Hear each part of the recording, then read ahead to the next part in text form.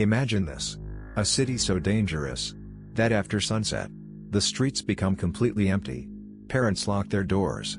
Children disappear from the sidewalks. Gunshots become part of the night. Then, almost overnight, something impossible happens. The violence simply begins to disappear. But it wasn't because of more police. It wasn't because people suddenly became better. So, what actually changed? This was New York City. In the early 1990s. Not the city tourists came to see, but neighborhoods like Brownsville and East New York.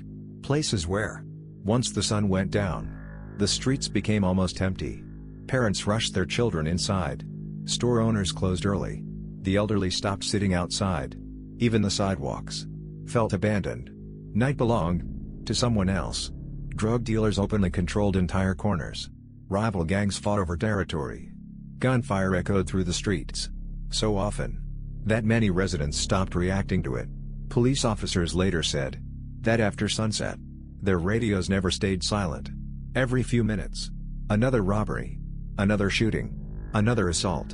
In 1992 alone, New York recorded more than 2,000 murders and hundreds of thousands of serious crimes.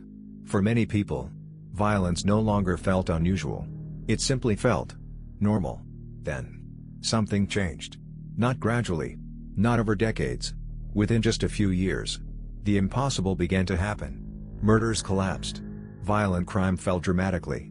The streets slowly came back to life. Children returned to their bicycles. Neighbors started talking outside again. The sound of gunfire was replaced by ordinary conversations. Even experienced police officers could hardly believe what they were seeing. Everyone had an explanation. Some credited better policing. Others pointed to the economy. Some blamed the decline of the drug trade. But there was one problem. None of those explanations fully explained how one of America's most dangerous cities could change so quickly. Because sometimes, the biggest transformations don't begin with laws. They begin inside the human mind. Why did violence spread so quickly? One psychological theory suggests people don't simply follow laws. They follow signals. A broken window, graffiti, trash on the sidewalk, abandoned buildings. None of these create crime by themselves.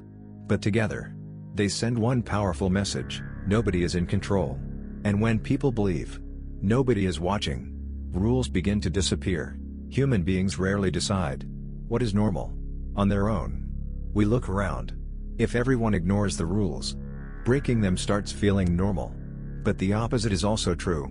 When enough people begin respecting order, others quietly follow. Behavior spreads.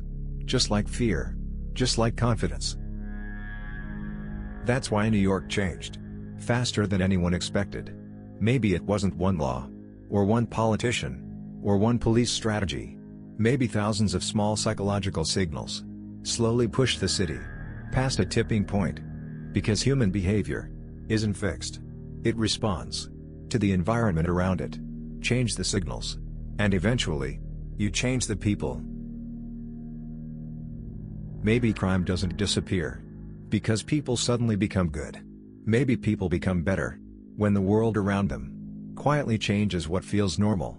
Because sometimes, the most powerful force in society isn't fear, it's the psychology of everyone watching everyone else. Because, in the end, true control isn't imposed by force.